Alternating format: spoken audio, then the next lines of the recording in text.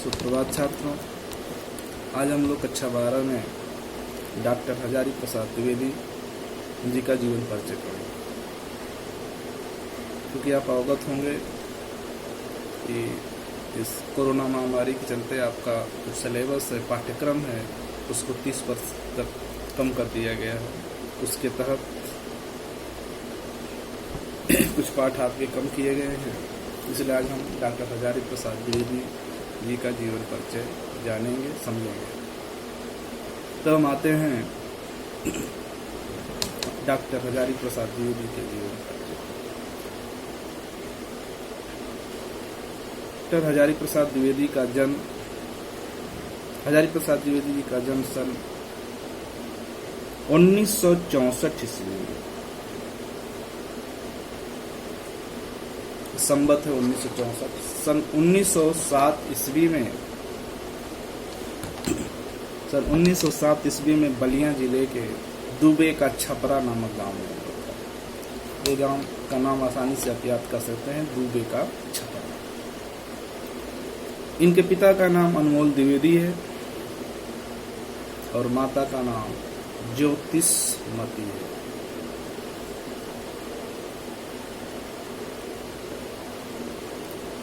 हजारी प्रसाद जी को संस्कृत और ज्योतिष की शिक्षा का तो उत्तराधिकार में नहीं मिली। 1930 में हजारी प्रसाद द्विवेदी को काशी हिंदू विश्वविद्यालय, जिसको हम BHU कहते हैं, वहां से ज्योतिषाचार्य की उपाधि प्राप्त हुई। लेकिन उनकी प्रतिभा का विशेष स्फुरण जो है रविन्द्रनाथ ठाकुर की विश्वविख्यात संस्था शांति निकेतन में हुआ, जहां 1940 से 1950 ईस्वी तक हिंदी भवन के निदेशक के रूप में इन्होंने काम किया। यहीं के विस्तृत स्वाध्याय और सृजन का शिलान्यास होता है। सन 1949 ईस्वी में लखनऊ विश्वविद्यालय ने इनको D.Litt की उपाधि दिया और 1950 ईस्वी में हजारी प्रसाद द्विवेदी जी काशी हिंदू विश्वविद्यालय के हिंदी विभाग के प्रोफेसर और अध्यक्ष नियुक्त किए गए। सन 1957 ईस्वी में इनको पद्म भूषण की उपाधि से भूषित किया गया। सन 1958 में राष्ट्रीय ग्रंथ न्यास के सदस्य बनते हैं और नागरिक प्रचारणी पत्रिका के संपादक भी बनते हैं। इसके बाद सन 1960 से 1966 तक पंजाब विश्वविद्यालय चंडीगढ़ में हिंदी विभाग के प्रोफेसर और अध्यक्ष बनते हैं। एक और दिलचस्प बात यहाँ पर है कि जब काशी हिंदू विश्वविद्यालय के विभागाध्यक्ष बनते हैं हिंदी विभाग के, तब वहां पर इन्होंने कबीर को जो है स्थापित किया था।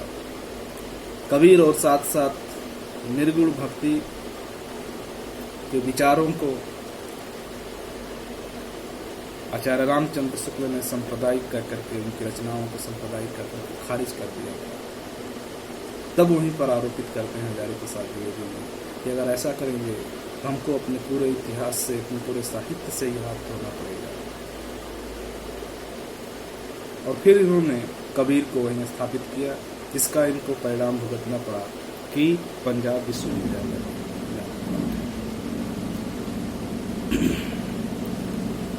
इसके बाद ये भारत सरकार के हिंदी संबंधी विभिन्न योजनाओं का दायित्व ग्रहण करते रहे और 1979 में इनका निधन हो गया। द्विवेदी जी का साहित्य का क्षेत्र बहुत विस्तृत था, फिर भी इन्होंने कविता और नाटक के क्षेत्र में प्रवेश नहीं किया। इनकी इतिहास की पुस्तकों में हिंदी साहित्य का आदिकाल और हिंदी साहित्य की भूमिका, ये पुस्तकें इनकी प्रमुख है। फिर इनके निबंध संग्रह में आते हैं अशोक के फूल, कुटज, विचार प्रवाह, विचार और वितर्क, कल्पलता, आलोक पर। फिर इनके आलोचना ग्रंथ हैं कालिदास की लालित्य योजना, सूरदास, कबीर, साहित्य सहचर, साहित्य का मार्ग। इन्होंने उपन्यास के क्षेत्र में भी प्रमुख योगदान दिया था, जहां पर इनके प्रसंग हमेशा पौराणिक ऐतिहासिक रहे हैं, लेकिन उसकी व्याख्या जो है वर्तमान समय से समसामयिक विषयों को लेकर के करते हैं। बाणभट्ट की आत्मकथा, अनामदास का पोथा, चारुचंद्र लेख, पुनर्नवा इनके बहुत ही महत्वपूर्ण उपन्यासों में गिने जाते हैं।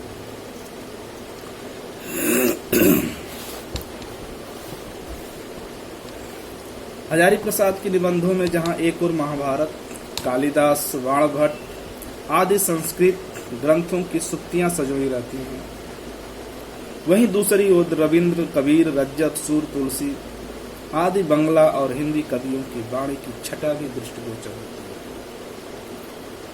साथ ही कहीं कहीं भारतीय संस्कृत के स्मृति चिन्ह भी उभर कर आ जाते हैं, तो कहीं भारत के निसर्ग शोभा का संदेश लेकर अशोक के फूल, देवदारू की छाया और कुटक की शाखाएं भी झांक रही हैं।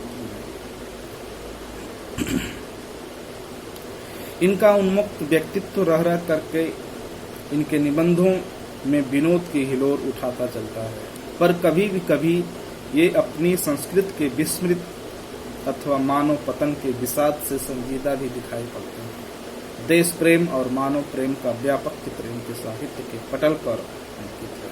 जैसा कि इनके विषय में विद्यानिवास मिश्र जी ने कहा है कि उनके निबंधों का सबसे मुख्य गुण है किसी एक विषय को लेकर के अनेक विचारों को छोड़ दें। जिस प्रकार बीड़ा के तार को छेड़ने पर से बाकी तार झंकृत हो उठते हैं, उसी प्रकार एक विषय को छूते ही लेखक की चित्रभूमि पर बंधे हुए सैकड़ों विचार बज उठते हैं।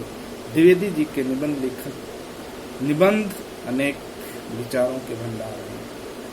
उनमें इतिहास, पुरातत्व, ज्योतिष, दर्शन और शास्त्रों का सुगम सार संग्रह है। द्विवेदी जी की भाषा पे आते हैं। द्विवेदी जी की भाषा जो है शुद्ध मिलती है, परिमार्जित है, प्रौढ़ है और सरल खड़ी बोली है। इनकी भाषा में जो है तत्सम शब्दों के साथ साथ उर्दू, फारसी और अंग्रेजी शब्दों का भी प्रचलन दिखाई पड़ता है। यही इनका जीवन परिचय था। आप लोग अपनी फेर कापी में इसको लिख लोगे।